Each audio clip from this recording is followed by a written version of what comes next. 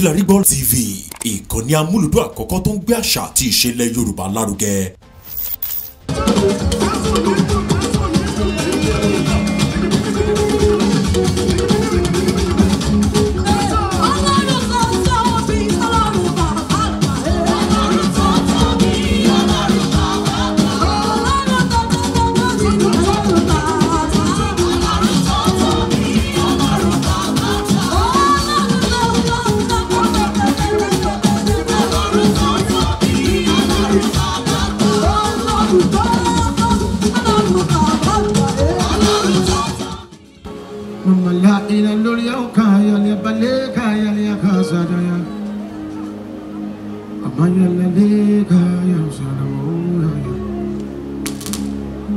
Abatoni kokora yelo yemilia aka inolia ka ayani ka asa inalulia ka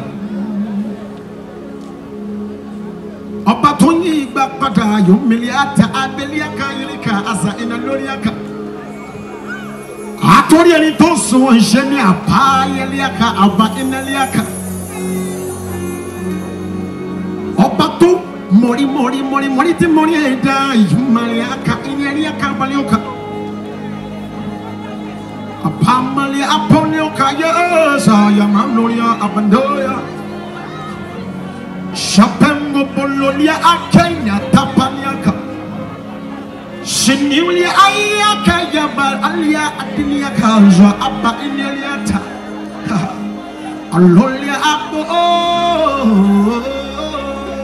ayana Shikapa ine Shini ala ika ai Abani ayelia kazano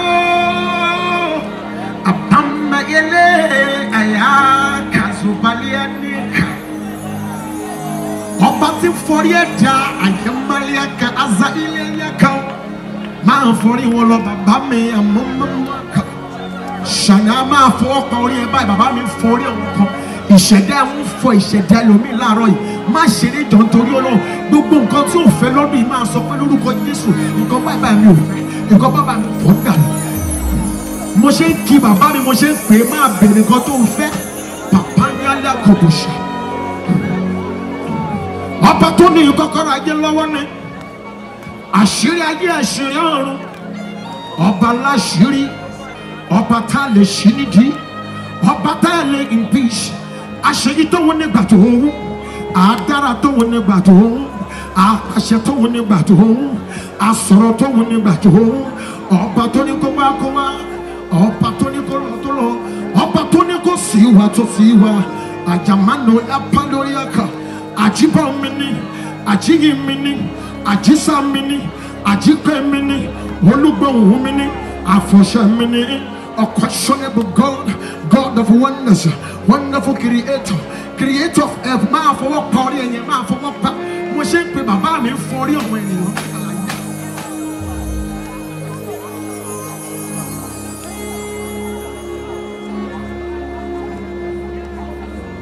Papomalia shata, shakaponiate, shanamalia kosha, le kapagina niaka, shanomeli alia kosha.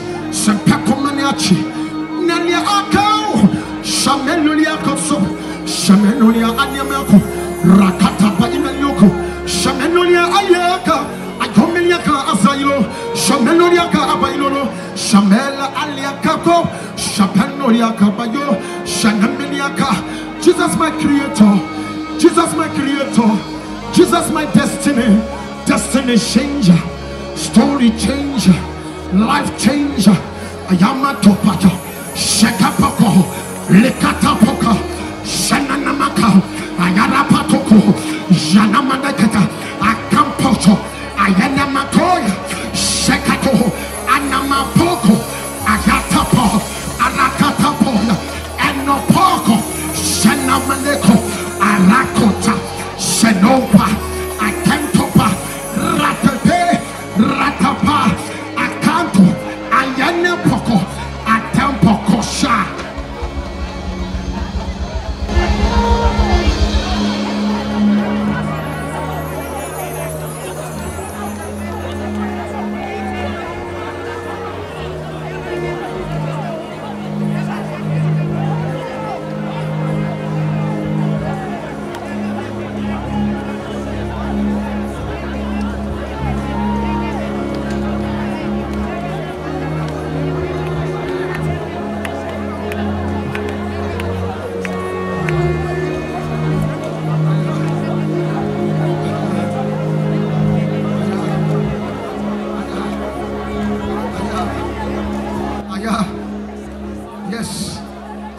can speak. God is speaking. Your mouth is your weapon this morning. And no any share. Only in control of only my bar. Baba minima gba. Ọba aláṣẹ ni ó yá pàṣẹ. Òun ṣẹrú mọ́ yá pàṣẹ. Baba mi ní ẹ pàṣẹ lálẹ́ yìí. Ẹ pàṣẹ sẹ́.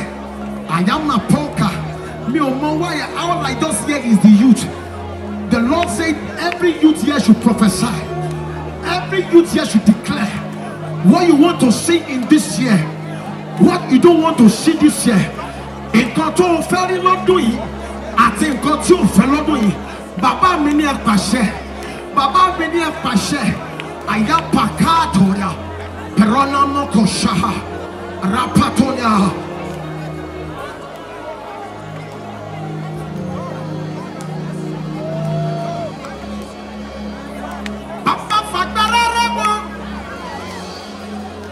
Papa fagbara remo. Papa fagbara remo. Papa fagbara remo. King Bomba aye. Le motachu ibe. Jesu ni kolama.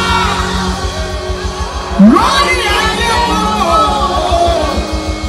Papa fagbara.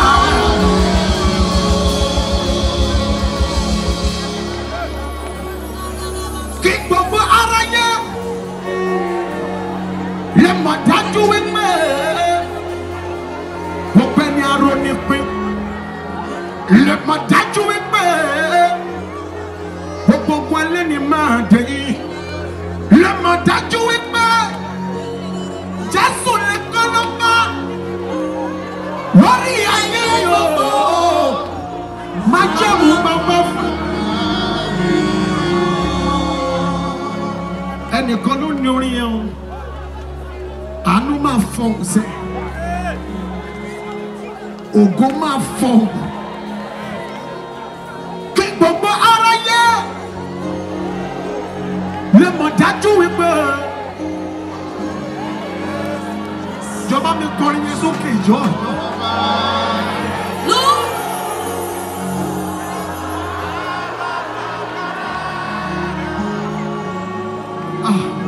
Mo fẹ́ kó kọ́ fún ara ẹ. Lẹ́wọ̀n. Kọ́ sókè sẹ́. Lẹ́wọ̀n. Aha. Lórí iṣẹ́ ẹ, lórí ìdílé ẹ. Nìkan mo bá. Lórí ayé gbogbo. Pápá pápá rẹ̀ wọ́n. Ẹnìkan ló ní orí yìí o, wọ́n ti sún mi bàbá mi. Ẹnìkan ló ní orí tí mo fẹ́ kọ yìí o, wọ́n ti sún mi bàbá mi. Mo ti lọ́pọ̀lọpọ̀lọ mi ò lè ṣe mọ́. Mo ti sa ipá mi ò gbé mọ́. Wọ́n ti sún mi bàbá mi. Wọ́n ti sún mi bàbá mi. Àwọn tó ti. Mo ti lọlé babaláwo, wọ́n ti jẹ gbogbo ẹdìyẹ, wọ́n ti gba gbogbo ẹran, wọ́n ti sún mi bàbá mi. Mo ti lọlé aládùúrà, wọ́n ti gbogbo kándù ọwọ́ mi ló ti gbà tán. Gbogbo ẹyin lọ ní kí ló ra wá. Gbogbo àbẹ́là mo ti tò. Gbogbo ìpèsè mo ti ṣe. Wọ́n ti sún mi bàbá mi. Ẹ̀yà lórí ẹ̀ka abáyọ lórí ẹ̀ka àzà iná lórí ẹ̀ka. Mo ti tójú bọlé.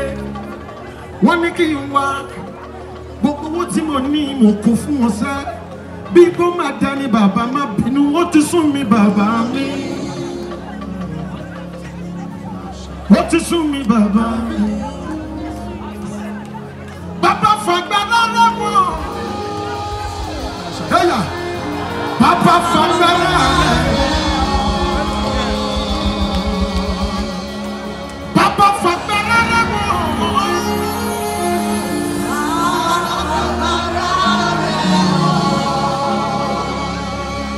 Kí gbogbo aró ní pín. Kí gbogbo aró ní pín. Gbogbo ẹni tó rí mi fín. Gbogbo ẹni tó kọ́ mi lé mọ́. Kọ́lé mọ́ dájú wípé Jésù lè kọ́ lọ́mọ lórí ayé gbogbo má jẹ́ mọ́.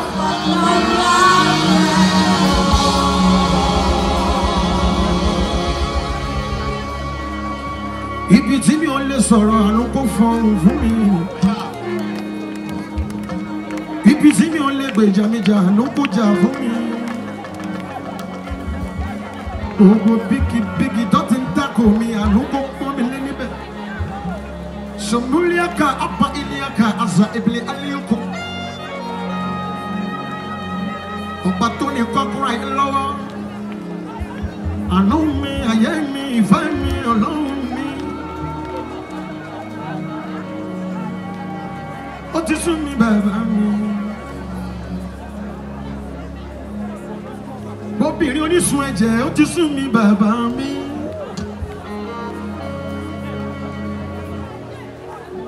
Báwọn ọmọ Ísírẹ́lì ní Egypt wọ́n ní dáadé ó ti sún mi bàbá mi. Bí Jósẹ́fù nínú túbú ó ti sún mi bàbá mi.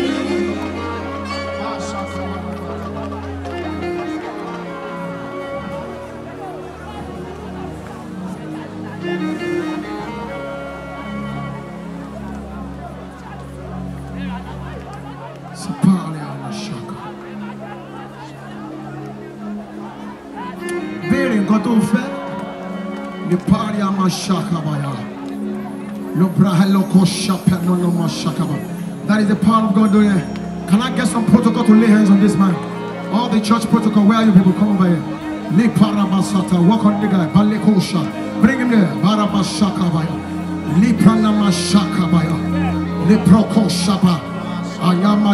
Bring him here. Give me here. Bring him here. Yeah, bring him here. I told you there will be chain that will be broken. Ìdíẹ̀ ló já yẹn fílẹ̀ kò sí kò yá wèrè ìtúsílẹ̀ ìṣẹ̀lẹ̀ nìyẹn àpáǹkà ṣáta àbáyọ lẹ́múrò ṣàpẹ́nọ́ọ̀ṣà lẹ́pàkà ṣàkàbálẹ̀ house. Can I have some people? I didn't know protocol from our church then. Kapari ṣáta àbáyọ. All I see here is that when are you sitting down there? Don't come and lay hands on people here. Lẹ́mọ̀ ṣàkàpàtàdàbọ̀lọ́ṣà lẹ́pàkà ṣàdàbọ̀lọ́ṣà. Not anybody can touch it. Hey, listen. Not anybody can touch him. Listen. Hey, madam, Sister Kami, leave him alone. It's not anybody that can touch him like this. And the logo. I want some people from church that were trained there. Pastor, walk fast. Pastor, you cannot be walking like that. Walk fast. I am a shakabaya. Le proko shataba. Le maraba shata. Zepoko porogo shat. Libra kapashata. Ma badwa o ma ka ni ma distract you. Iwo so ti ati deni yan. Kapari abashakaba. Liproko shatabaya. Libra kabaya kaba. I am every spirit of addiction. I see the spirit of addiction being broken. Spirit of addiction. Spirit of addiction. Spirit of addiction. Apaka shatabaya. Liproko shataha. Baraka shatabaya. Pray. Open your mouth and pray. Don't allow this one to distract you. But do I don't do all of my bits. Or do you not afraid? I am a nekopoya negayo.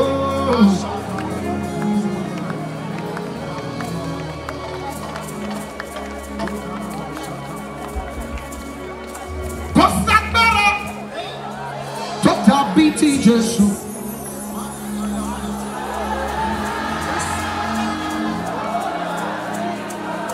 Ìwọ tó bá mẹ́pa agbára wà lára ọkọ̀ Jésù bá mi kọ́.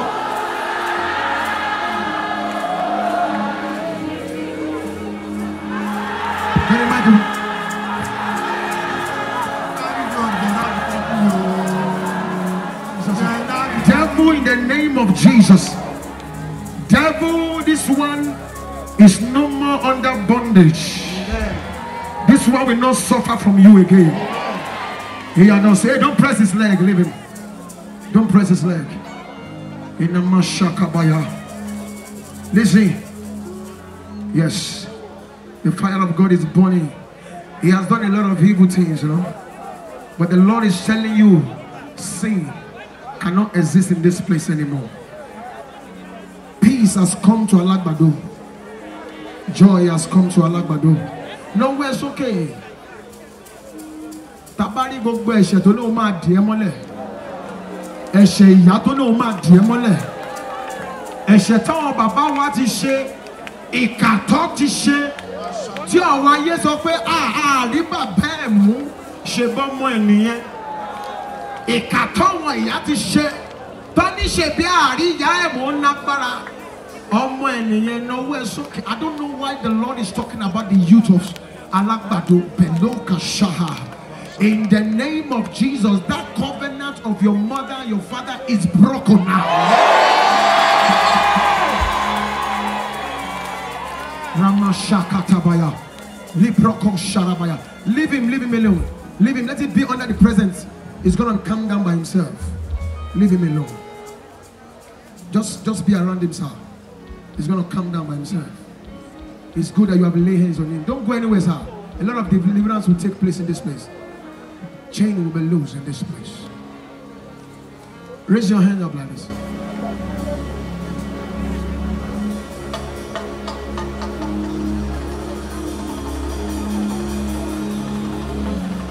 Let your power flows. Let your spirit flows. Let your power flows. Let your spirit flows.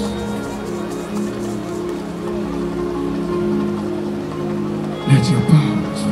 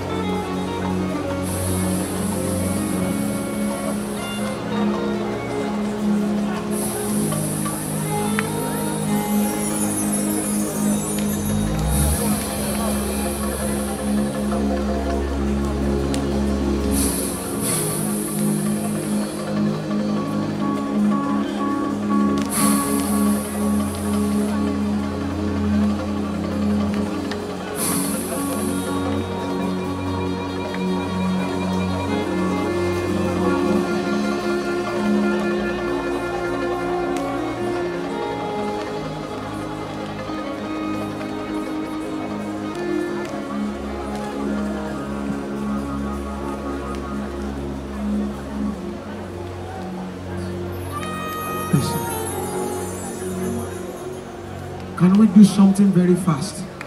Can we do something very fast? If you know you are here, we plan to call for altar call by 12. But listen, we have crossover 31st, right? Some people did not cross over. Some people did not cross over. Some of you did not cross over into the covenant of 2024. Listen, I hear in my spirit, he said, let them cross over. And what you are going to do here, listen, nobody cares about you when you have not made it. None of them care to call you. Wọ́n ní pé ìgbà tí ẹ̀kúkú náwó lọ́wọ́. Wọ́n rántí yín sí ìgbà tẹ́ ń jẹ. Ìwọ ló máa wá wojú anybody lálẹ́ yìí. Ìwọ yìí ló fẹ́ wojú anybody. Ìwọ tó mọ̀ ẹ́ pé ọdún ìṣẹ́. O fẹ́ cross over sínú ògo tuntun. Oh, the more Jesus. I want this place to go back. I want people like this. I want this place like this. Whether your children too, you can listen to me. Listen. Aya. No, I'm not parole one. Leave them. It's not a time to chase them. Madam, leave them. If I'm talking, leave them alone now. They might choose to change their destiny by themselves today. If you know you are tired, Mani Jaga ló ń bá ẹ sọ̀rọ̀ ọjọ́ nítorí Ọlọ́run. Àbúrò yín mo jẹ́, mo tó bá yín sọ̀rọ̀, mi ò tó bá yín sọ̀rọ̀. Ìwọ tó mọ̀ ẹ́ pé o lè sọ pé Jaga yẹn ṣe ọmọ ẹgbẹ́ náà ṣe jọ má wo Jaga lálẹ́ yìí. Má wo Jaga lálẹ́ yìí. Odò téèyàn kéré ẹ̀ ló ń gbé èèyàn lọ́wọ́. Ẹ̀yin ìyá mi má wo Jaga tó jọ ọmọ yín lálẹ́ yìí. Ẹ̀yin bàbá mi ẹ má wo Jaga tó jọ ọmọ yín lálẹ́ yìí. Do you know why it's more cool? Because Ogo fe phone. Ogo fe phone. If you know you are here tonight, you want to cross over into a new glory, the only thing that can activate that glory is the name of Jesus. Is the name of Jesus.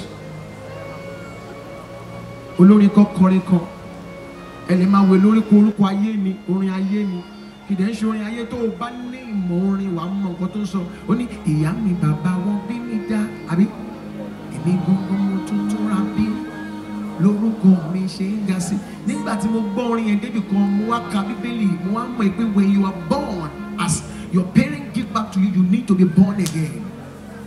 Ṣé gbọ́ nǹkan tó sọ yẹn? Èmi gangan mo tún túnra bí. Tonight is a night of in Christ. Wherever you are, if you know you don't know Jesus, let me see your hand like this. Matthew and go oh, be able to take by Jesus, but because I got only one go ban. I need yato. If you keep it over, no one is okay. But would you anybody and to buy what you go? You know your heart.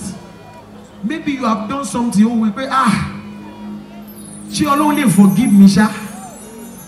But look what Timothy say. The Lord said I should tell you that is the reason why he's here. Now it's okay. Raise your hands like this. All those people at the back, God bless you. Nowhere that. But me no, it's okay. Anybody you won't be wondering. I remove go alami. That's it. Over to you. That's it. That's it. I'll bow one child, me. I'll bow one short. Mommy, I'll bow one short. I'll bow one child. I'm on back, but you bow one short. To Lulu, I'm on there to Mua. Help me, help to Mua. Help me, help Jesus Christ. Sorry, Ogota Walo, Olua, Loa. Oh, yeah, sorry. Alagbara ni mi,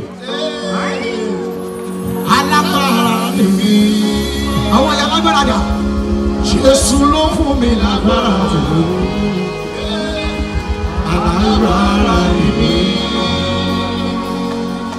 Àwọn ya lágbára dà mí báyìí. Báyé bá lé títí tán, bàbá ẹ̀ wá ní ìyá àjẹ́ ni. Báyé bá lé títí tán, bàbá ẹ̀ wá ní màmá ìhóṣó ni àjẹ́ ni. Báyé bá lé títí tán, bàbá ẹ̀ wá ní dádì ẹ̀ tí mo lọ síbi nǹkan. Àmọ́ agbára tọ́lọ́run fún mi, ọmọ ò lè kú lọ́wọ́ mi. Agbára tọ́lọ́run fún wa, iṣẹ́ wa ò lè di bàjẹ́. Alágbára ni wá, àwọn alágbára ni wá. Alágbára ni wá. Àyà Jésù ló fún mi lágbára. Alágbára ni wá. Daddy kò sọ̀rọ̀ ń bẹ. Ojú everybody wípé ìtàláwà bẹ́ẹ̀ àpárọ̀ sínú lẹ́kọ̀ọ́ sí lọ́pẹ́. Ibi tí mo ti máa ṣe performance ni mo wà yìí. Daddy ìtàláwà kọ́ dẹ̀ ṣe nọ́mà. Bẹ́ẹ̀ ni kò ṣe nọ́mà. Ẹ̀gbọ́n pọ̀ lórí ẹ̀. Ó yá o. Jọ ṣé keyboardist wà bẹ̀? Bá mi tẹ keyboard ẹ̀ ń tẹ̀kùtẹ̀. Tẹ kọ́kọ́rọ́ tó bá wọ̀n ẹ̀. Tẹ́kì. Àwọn Jaga bó ṣe ń dán. Ògo Olúwa pọ̀ lórí ẹ̀. Ògo ló dúró yẹn. Ó yá ṣe nọ́mà. Ó yá ṣe nọ́mà bẹ́ẹ̀. Ó yá. Okay, now good morning, my neighbor. Good morning, my neighbor. How you doing? How you doing? Are you really know? Okay.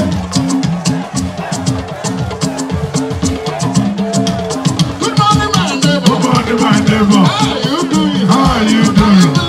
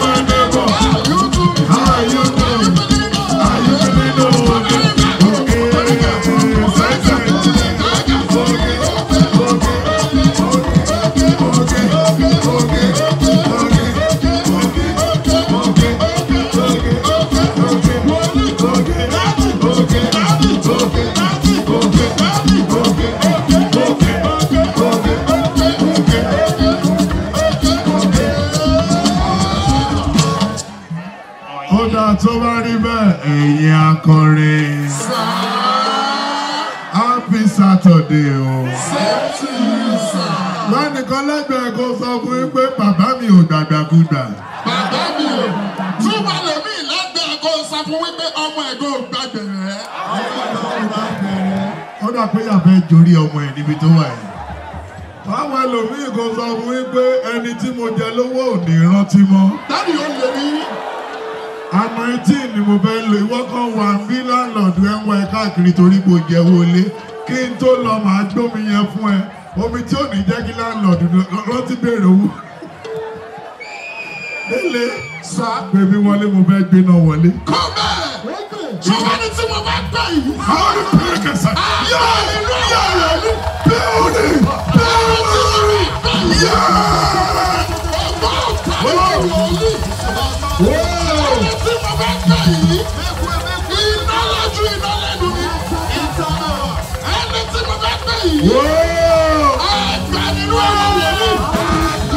Ẹni tí mo bá gbà yìí. Iná lójú iná lẹ́nu mi. Ẹ kúrò lọ́nà fún. Ẹ kúrò lọ́nà fún.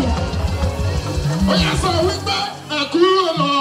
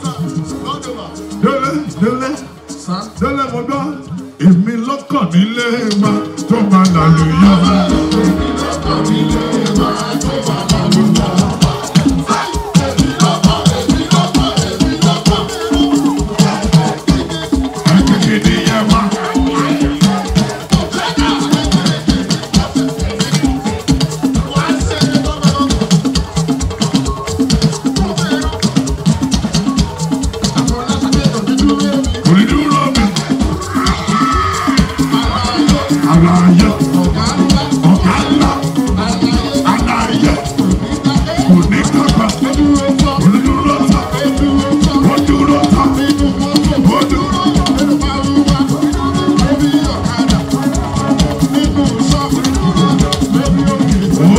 Thank you, Jaga Wale.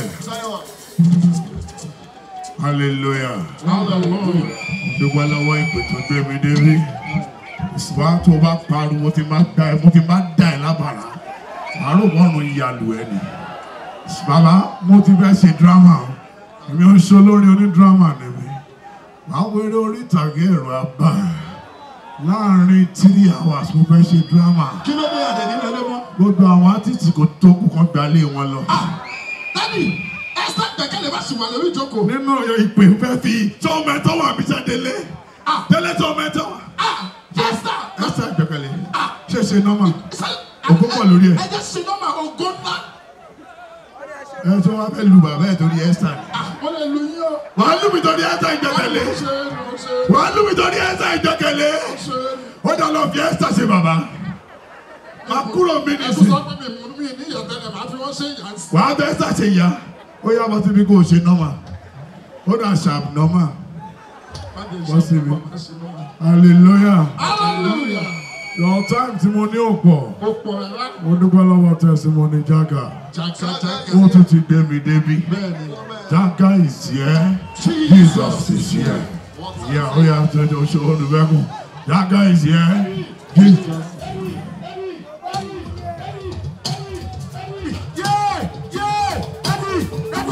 Tani, Ibo, Tani, Ibo, Tani, Ibo, Tani, Ibo, Kilosada, Tani, Ibo, Kilada, Tani, Ibo, Kilada, Kini, Tani, ya, Kilada, Kilosada,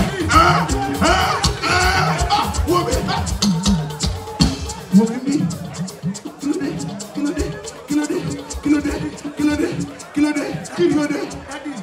Kilosada, kí ló mú ẹ kí ló tó ń sáré báyẹn àbí kò ń dààmú ẹ sọ̀rọ̀ náà kí ló mọ rí ẹ. mo wà program testimony Jaga ó jẹ sáré wọlé báyẹn kí ló dé what's happening kí ló ń jẹ lẹ́yìn lẹ́mí yẹ. eégún lé ẹ orí ẹ bàjẹ́ eégún lé ẹ wá ń bọ̀ bí eégún lé ẹ ò lè dúró débi Ìbàdàn kí wọ́n bẹ́ẹ̀ mẹ́ ó wá sábọ̀ mi ládùúgbò láti Ìbàdàn ó sáwá sẹ́kọ̀ọ́ lọ́sọ̀ ó sáwá sí alágbàdo AIT. Àbí àwọn àgbà mi, eégún lé ẹ débi. Kí ló bá ìwà àtẹ́gùn bọ̀ sọ̀rọ̀ kí tó tẹ ìgbádùn borí ẹ ní ìsìn? Nǹkan tó ṣẹlẹ̀ ni pé ilé eégún ni mo ti wá. Family eégún ni family. Bẹ́ẹ̀ni sà. Ó jẹ joint church. Kí ló wá joint church? No, dájú mi wá sọ fún mi pé èmi ni eégún lé wa kọ̀. Okay. Mo tẹ̀ sọ fún mi pé ẹ ṣẹ̀ṣẹ̀ ordain me as an evangelist, I cannot carry it. Yóò lè pé wọ́n bẹ̀rẹ̀ sí lé mi kiri. Ó sọ fún bàbá ẹ̀ wípé wọ́n ti ordain me as an evangelist. Torí náà ò lè gbégún. Bẹ́ẹ̀ni sà. Náwó ẹ̀ síwájú. Orí ẹ̀ pé nà síwájú. Orí ẹ̀ pé sorry as a good Christian ó yẹ kó mọ limit tọ́ba ti ń fi ìlọ́kulọ̀ lọ ẹ́ lọ́dún 2024 yìí kó sọ mọ́ ẹ pé I no go. No gree for anybody when they fi ìlọ́kulọ̀ lọ ẹ́ no gree for anybody. Dádì ṣé ẹbí ọmọ ìpè eégún tó fi ń lọ di wọn nídìílé wọn yẹn ṣáàbẹ̀rẹ̀ bóyá dádì ẹ̀ lówó kan tó fẹ́ gbé fún. Délé ọ̀rọ̀ owó kọ́ lélẹ̀ ọ̀rọ̀ kéèyàn ní right stand. Jọ̀wọ́ ẹ pẹ̀lẹ́ sá. Dádì ṣé ẹ bẹ̀rù wọn ni kí ló ti tẹ̀ kí Ẹrú wọ́n tó. wọn ò bà mí mo fi wájọ testimony Jaga ni. Àwọn kan fi humility bẹ̀rẹ̀ tó máa gbọ́dọ̀ pé àwọn ò gbà á sọnà kalẹ̀ kò ju bẹ́ẹ̀ lọ. Kí ló ṣẹlẹ̀ kí ló dé? Let me hear word. Kí ló ṣẹlẹ̀ sá? Tọ́yìn tí mo jẹ́ fún wọn. My spiritual father. Èmi spiritual father wọn. Yes.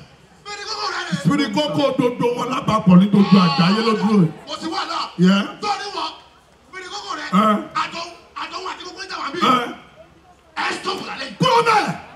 Má sọ bẹ́ẹ̀ mọ́. Má sọ bẹ́ẹ̀ mọ́. Máórì, tíórì, Sìndáyàbà, ní mo láti wá. Kí ló mọ̀ rí ẹ? Ó bẹ̀rẹ̀ mi ni.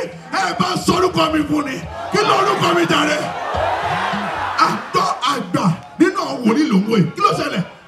Tó o bá sọ̀rọ̀ ẹ̀ máa sọ iná kalẹ̀. Ó jẹ́ máa ju ẹ̀rù níbi nìsí. Àgbà ló gbéra rẹ̀. Àgbà ni mí. Kó o bẹ̀rẹ̀ lọ́wọ́ rẹ̀ kó lè ṣe jẹ́. Ìyẹn ni wàá bá ṣàlàyé fẹ́mi náà. Àṣàlàyé fún ọ. Ó bẹ́tà. Má bọ̀ mí. Okay. Tani ṣé mi àgbà bẹ̀? Ìwọ ń bá mi. Orí yín bàjẹ́ ni. Ní kí n máa bọ̀ máa. Dákòrí ẹ pé bàbá yìí. Dákòrí ẹ pé bàbá yìí. Bàbá yìí dákòrí ẹ pé. Bàbá yìí dákòrí ẹ pé. Ó tó bẹ́ẹ̀. Ó tó bẹ́ẹ̀. Ó bẹ́tà. Pé sọ́mọ àlè ó ti di ọmọ tá a ti rà padà. Ọmọ Jésù ló wà mí. Ó sọ fún pé ìdílé eégún láti wá. Ok. Bàbá tó bí bàbá mi. Ok. Ọgbẹ́gun. Ogbẹ́gun yes. Bàbá tèmi. Ok. Ọgbẹ́gun. Ogbẹ́gun two. Èmi fúnra mi. Ok.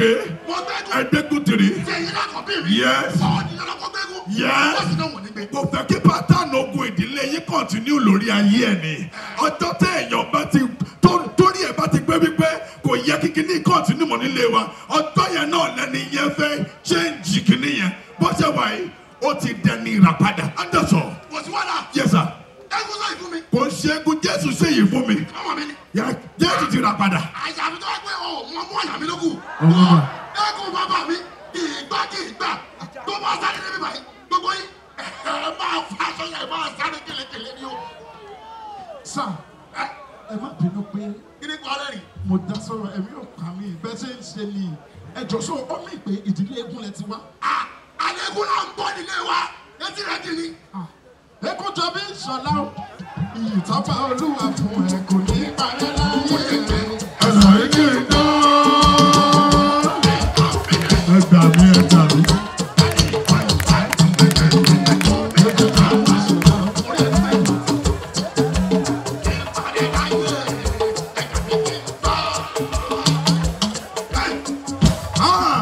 Tá a bá ń tọrọ ọmọ ká máa là á. Délé yóò kì í ṣe ọmọ. Nígbà tí ọmọ ọlọ́mọdé máa sá fún ẹ̀gọ́. Tí ọmọ tó wá jókòó tí ì pè, tó jókòó tí ì pè àti májèmú, tó wá ń sọ tó wá ń kí ẹ̀gọ́ ìṣọ̀lá. Orí ẹ̀ bàjẹ́. Bàbá ẹ má dàtọ̀ ti wà ló. A fẹ́ ṣe program àkúrò mi, Adásọ̀. Kò sí wàhálà. Kò gbẹ́gún. Ẹ má bèrè lọ́wọ́ ẹ̀. Tó gbẹ̀gún àbọ̀ ní gbẹ́gún. Mi ò gbé lórúkọ Jésù. Ọlọ́run. Gbẹ̀gún àbọ̀ ní gbẹ́gún. Mo sásá bẹ̀ pé bàbá Mo mi. máa ń ṣàṣìbínú. Sápadà nù. Ọ̀nà tó bá rí bẹ́ẹ̀. Eégún bàbá mi o.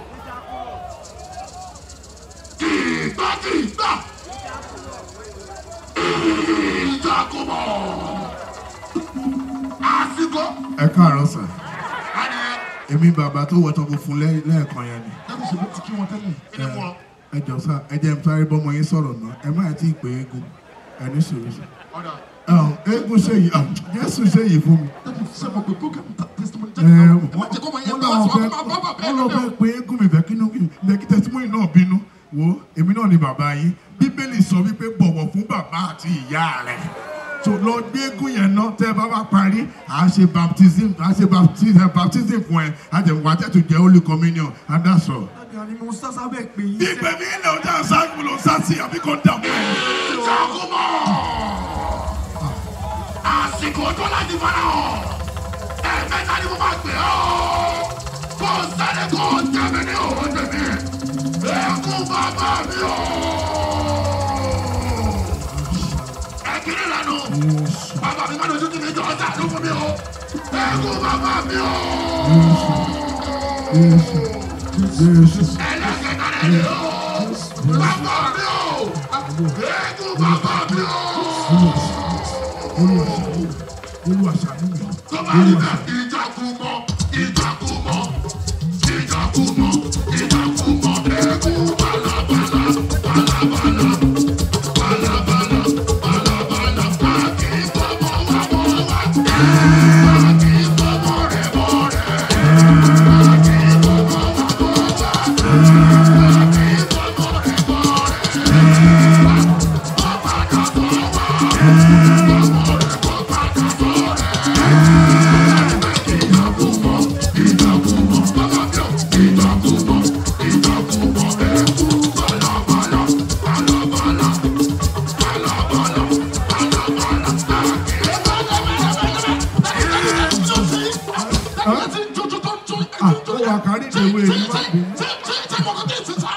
Kárí ìdèwé ní ijó wọn dùn bẹ́ẹ̀ náà.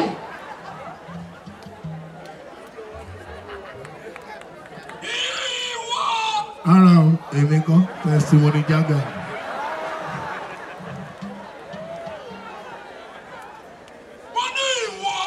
kì í ṣe mi ẹ́sà ìgbẹ́kẹ̀lé. Ìwọ ni kò má gbẹ̀kú. Ẹjọ́ tí mo sọ bẹ́ẹ̀ ẹjẹ́ sọ̀rọ̀ àbọ̀dá ọ̀kan yẹn gbẹ́nu sàn orí wọn wọ́n ti rí wọn kó ló gbọ̀dọ̀ àbí bí sọ. Wọ́n ní kò má gbẹ̀kú ìwọ náà kọ́. Ẹ̀yẹ má kú ẹ́ o. Àbí wọ́n. Ìwọ. Ó ti gbọ́mọ mi lórí mo dáre o. Gbogbo ilé papọ̀ ẹ ó jẹ́ ìpínlẹ̀ mi. Yeshua Mashiach ní ìpínlẹ̀ orí ẹ̀ pẹ̀lẹ́ ẹ̀ǹdẹ́ máa ṣá orí ẹ̀ bàjẹ́. Family nǹkan ti ṣe yín. Má dà lóhùn. Ayé táyé ti lajú dé. Ayé títà ẹgbẹ́gun káàkiri Yeshua Mashiach. That's okay, fam. Ta ló ń bá wí? That's okay. Eégún lọ sí. Now, power has changed hands. change Authority has changed authority. Now, the Bible says, I will decree a thing and it shall be established. Whatever I lose on earth will be loosed in heaven. I command you, flee, go, and never return again, fam. Omi go gómìnà ni. He's going. He's going àbí kan He's dà gonna mí. go. Wáyé.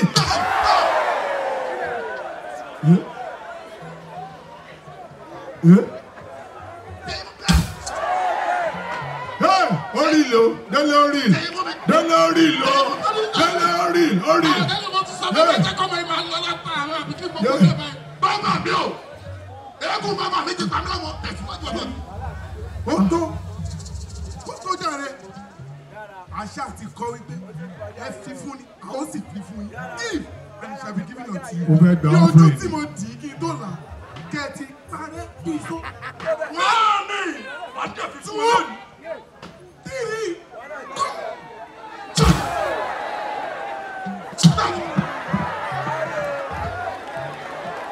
Ikú àyà.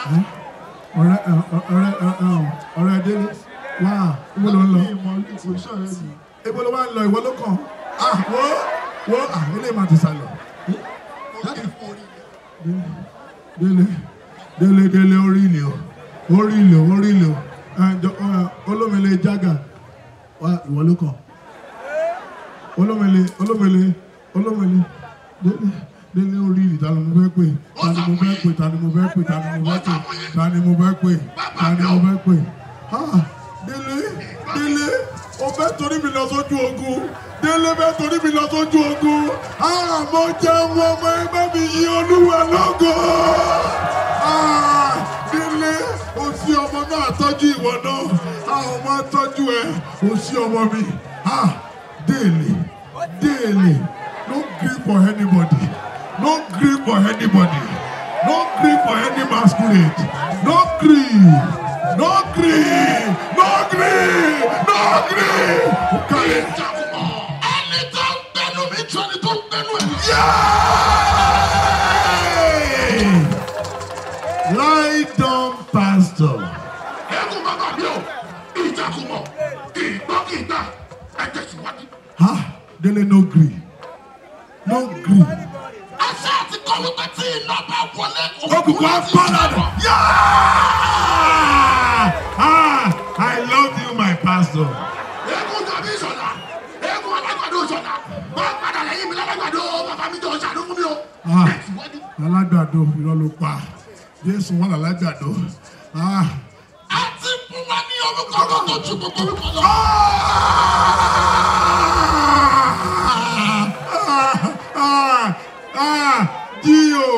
Jíò ẹni ìṣọ́kú. Ẹ̀mí tí a ní bírídì sẹ́sọ̀ kò dé ní ìsọ̀ọ̀sẹ̀ ìsọ̀ kọ̀ọ̀kan. Ìkà ò dá ẹ máa máa ṣe o. Gbogbo ẹni tó bá ń ṣe kà fúrọ̀ tí ikú. Bàbá mi o, ẹ máa ṣe kà lọ́dún yìí. Nítorí pé kí ni? Kí la tún kọjá rí ọmọ mi? A kì í fọmọ wá bọ́ wá. Akọ yẹn o, kò sẹ́ni tó kọ yẹn sínú A kì Báíbù. í fọmọ rẹ̀ mọ́ rẹ̀. Wọ́n kọ yẹn. Àgbàtí alájọba bá Kò dé tẹ̀ ní gbọ́dọ̀ náà the problem. Dele yóò ti gbọ́. Àbí ká mọ́ ni Ó ti ń bọ̀ bọ̀ ò ní gbọ́. Dele Bàbá mi o.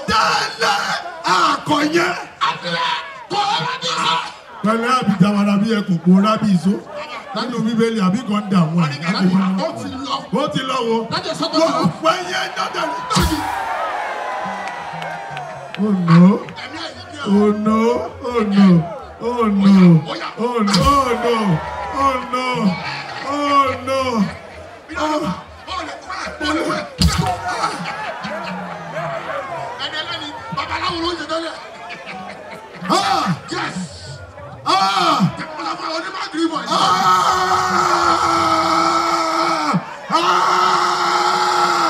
Testimony Jaga ò jẹ́ mú mi lọ. Kò sí lọ́wọ́ ọ̀dọ́, kò sí lọ́wọ́ ọ̀dẹ́ o. Gbogbo agbára, Jésù lọ́wọ́ rẹ̀ ló. Jésù lọ́wọ́ rẹ̀ ló wá, àwa lọ́wọ́ rẹ̀ ló wá. Gbogbo agbára, Jésù lọ́wọ́ rẹ̀ ló wá. Àwa lọ́wọ́ rẹ̀ ló wá, Jésù lọ́wọ́ rẹ̀ ló wá. Gbogbo agbára, Jésù lọ́wọ́ rẹ̀ ló wá. Kò sí lọ́wọ́ ọ̀dọ́, kò sí lọ́wọ́ ọ̀dẹ́ o. Gbogbo agbára, Jésù lọ́wọ́ rẹ̀ ló wá. Jésù lọ́wọ́ rẹ̀ ló wá. Lọ́wọ́ rẹ̀ ló wá. Gbogbo agbára, Jésù lọ́wọ́ rẹ̀ ló wá. Kò sí lọ́wọ́ ọ̀dọ́, kò sí lọ́wọ́ ọ̀dẹ́ o. Gbogbo agbára, Jésù lọ́wọ́ rẹ̀ ló wá. Alàgbà, ẹni tó ń gbénu mi jẹni tó ń gbénu ayé lọ. Aká àti kọ́ wípé ìmọ́lẹ̀ náà sì mọ́lẹ̀ tó bẹ́ẹ̀ gẹ́. Òkùnkùn ò sì lè borí rẹ̀. A fún wa ní orúkọ kan. Eléyìí tó borí gbogbo orúkọ. Pé ní orúkọ Jésù. Kí gbogbo ẹ̀kọ́ máa wọlé. Jesus is here. Jesus is here. Jesus is here. Jesus is here. Olúwa ní kí n fún ẹ ní smackdown. Finish it.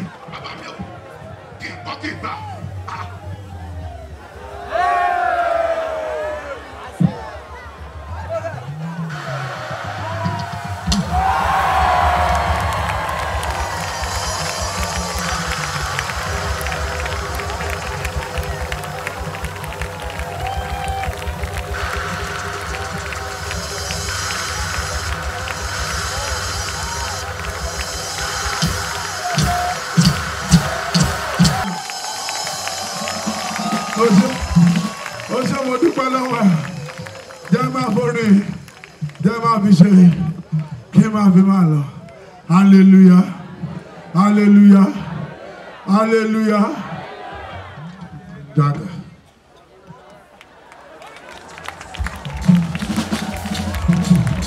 Oh my God. Hold on. Say, what do we say to this my wonderful man of God? Alágbàdo kí lẹ sọ fún wọn? You love who?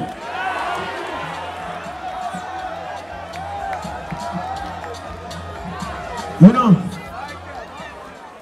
one thing about this wonderful man, ẹ kò sọ pé Woli Agba, thank you. Ẹni àwọn ará Alágbàdo sọ pé thank you. This man has been here since 9 p.m. this evening. Please praise together for him. You see, one of the things, my people love you so much.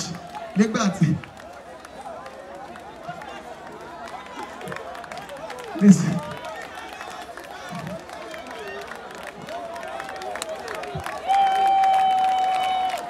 Oh my God.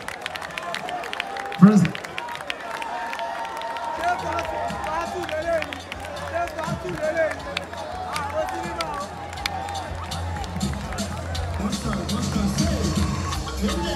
No. Publicly, I want to say this to you. Thank you for your love. Be serious now. Don't banish him. Jaga mi ò lè ṣe. Tó bá dẹ̀ fẹ́ ṣe, gbogbo ara ló máa fi ṣe kíni, ló máa fi ṣe. Thank you so much. My people, on behalf of me and my people, we say we love you. On behalf of Pastor Chris Oyakilome, we say we love you. On behalf of my pastor, Pastor Nick, we love you. To be from Milwaukee, DJ, we love you. But you might see it's nice. It's nice.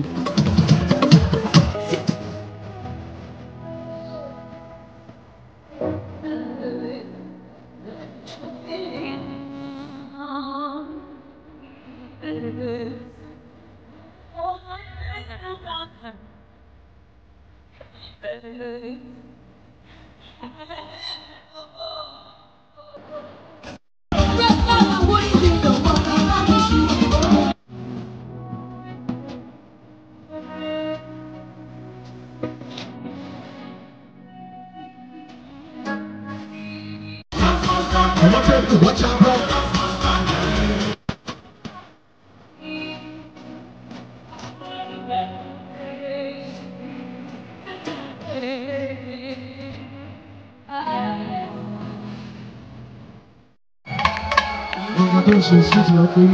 Put your hands together to my friend, my brother, Bidemi Olaoba. Hey, hey, hey, you cannot be sitting down. You cannot be sitting down. Hey, oh my God, oh my God, oh my God, oh my God.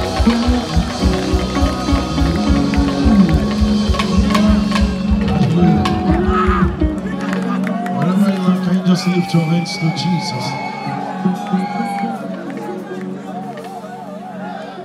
Ìwọ tó bá mọ̀ pé ayé ò ní bàjẹ́ náwó ẹ méjèèjì sókè. The Bible says,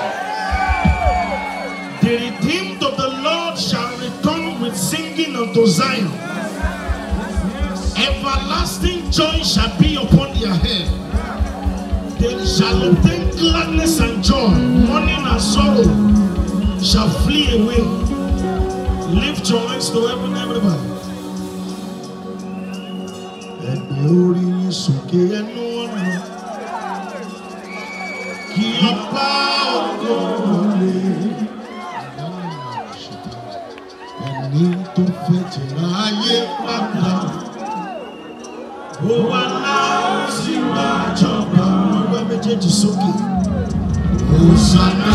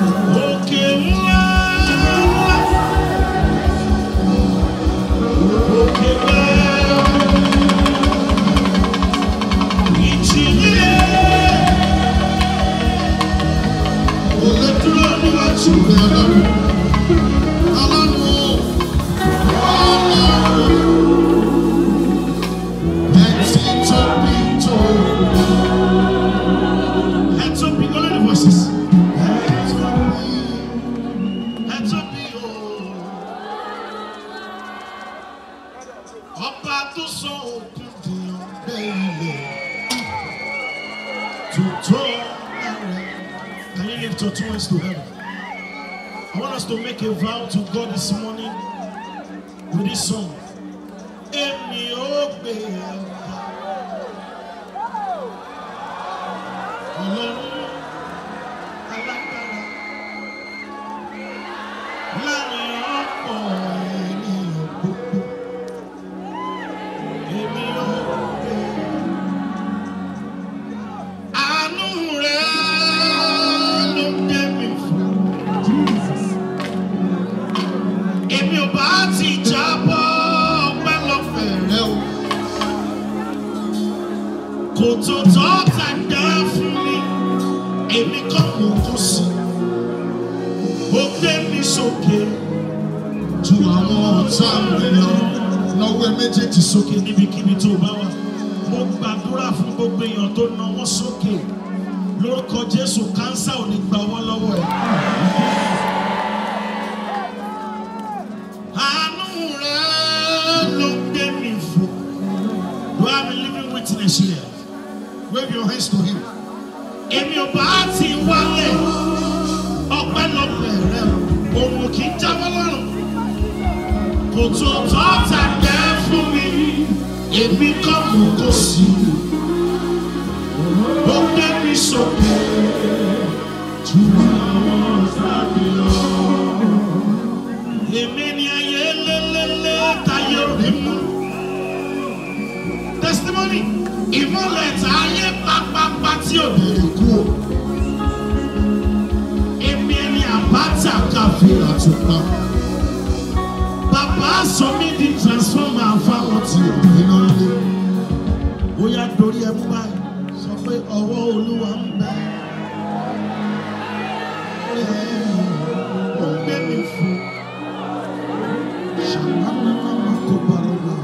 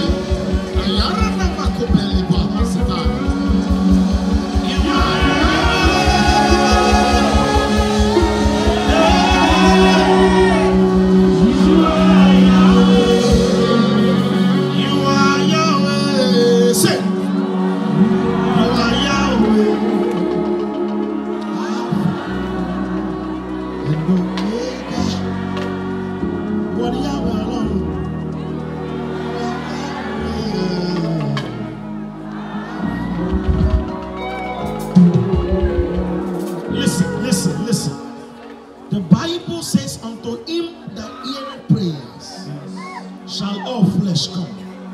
Can you lift up your right hand wherever you are? I prophesy in the name of Jesus. All your prayer requests before the end of this month, they shall turn into testimonies.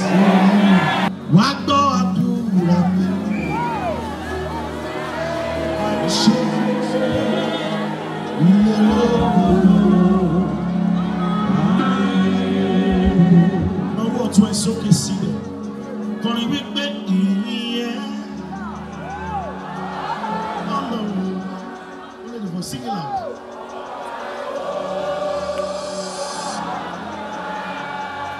Let me know.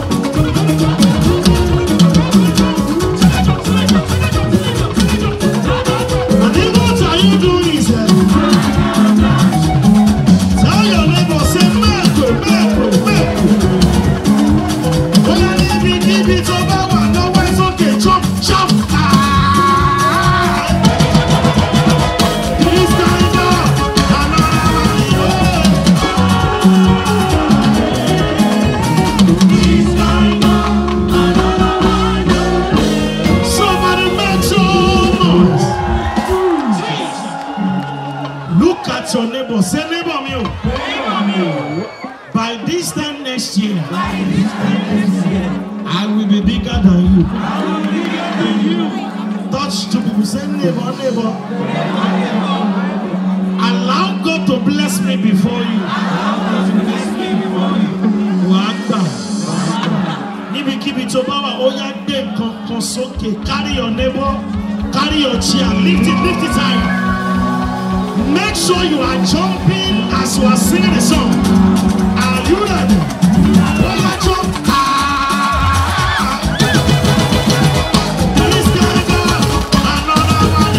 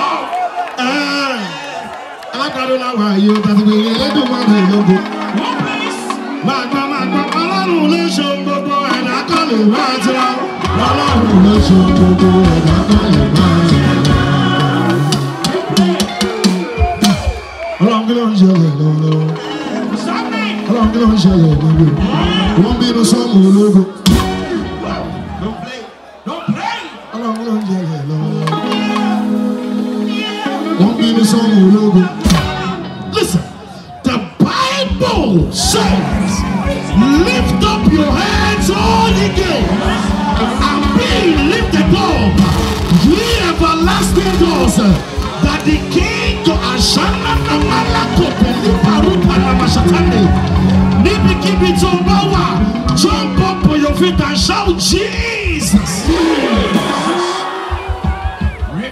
Look at the person beside you. Say, neighbor me.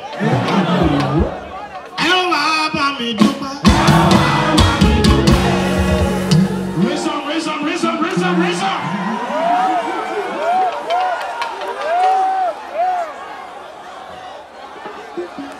Our song. I don't know. Ijija ko be wa lo. Oh God.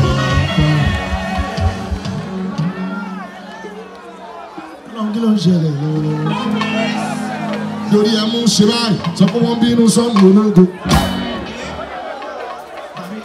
ògo yìí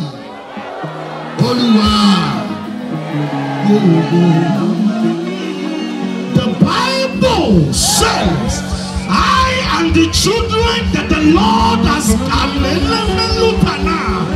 we are for signs and wonders. If you know and you know that you are for signs and wonders, shout hallelujah. Baba, ara ye company kabies. Manikade anuna lusa hamba vukeduna luta. Iwo nìkan ni kabies. Keep it over and now we're to soki. I'll teach you a simple song. Arayo pada derupe. Agbára rẹ̀ mo fẹ́. Ẹ máa gbọ́. Tí o bá ṣẹ́pọ̀ nínú mọ́tò ní ṣiṣẹ́. Bí o bá sọ́mi nínú mọ́tò wá ṣoverheating. Bí o bá sí ẹ̀mí mímọ́ tí o ṣí agbára kò sóhun tí mo lè ṣe. Ó yá náwó ẹ sókè sọ pé sọ̀kalẹ̀ wá o. Ọba aládé. I hear this one in my spirit for 55 people here. But we bet Jésù ń já. Ṣẹ̀kẹ́. Ìdè tó dẹ̀ mí mi.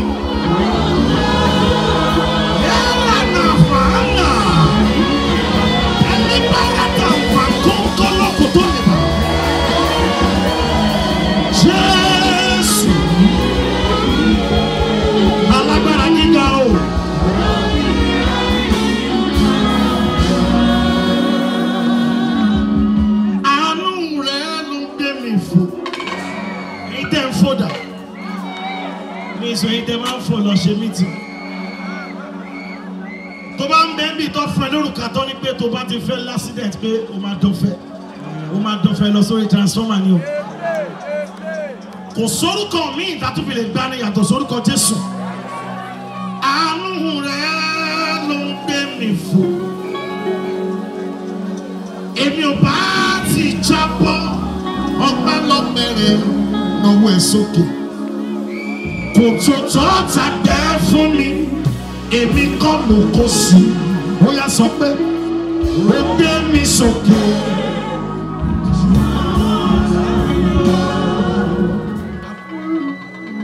I prophesy into the life of these people, oh God. The doors you have been knocking, because you are here today to celebrate Jesus with my brother testimony Jaga. Lórúkọ Jésù, all doors are open for you. Before I drop the mic, ẹ máa gbọ́ wọn gbọ́ l'Amẹ́ríkà. Wọ́n gbọ́ ní Canada o. Mo fẹ́ bọ́rọ̀ slangi testimony Jaga ní sẹ̀bọ̀n kwa. A ní sẹ̀bọ̀n kwa. Wọ́n gbọ́ ní London, àwọn tèmi gbọ́ ní Nigeria.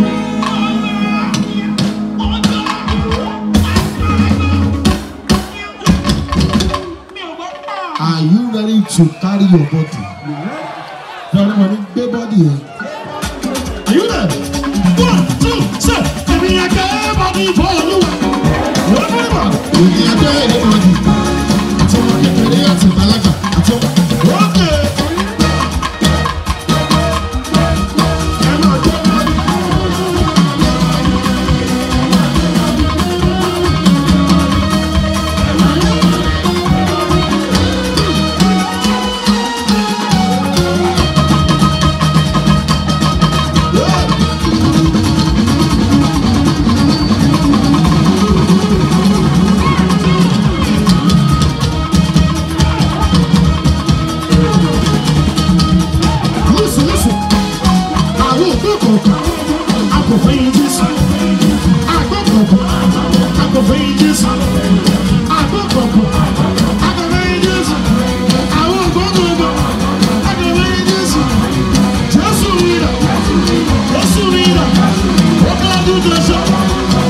Just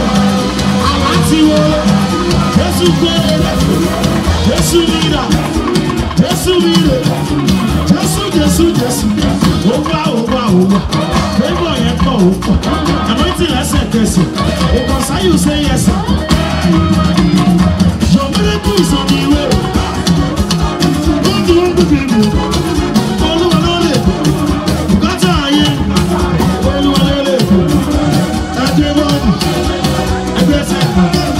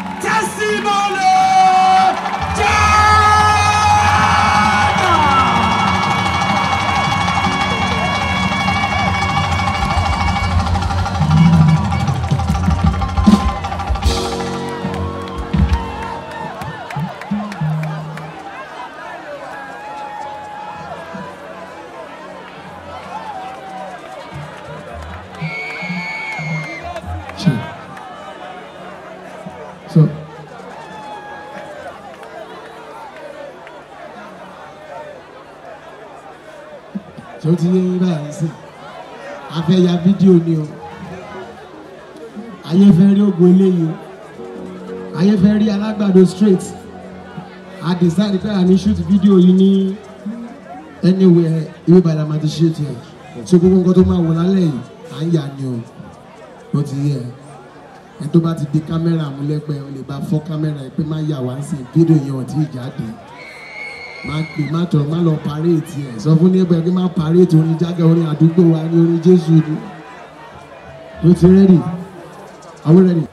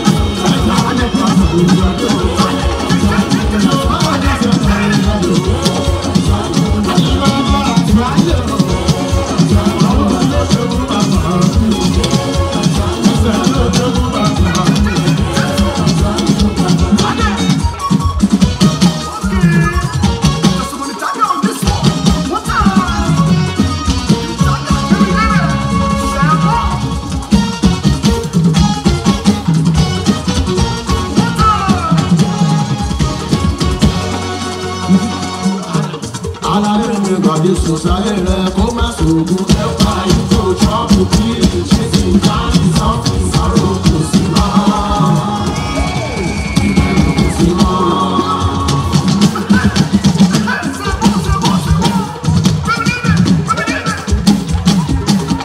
Aláyé mi gbàdé sòsáyé.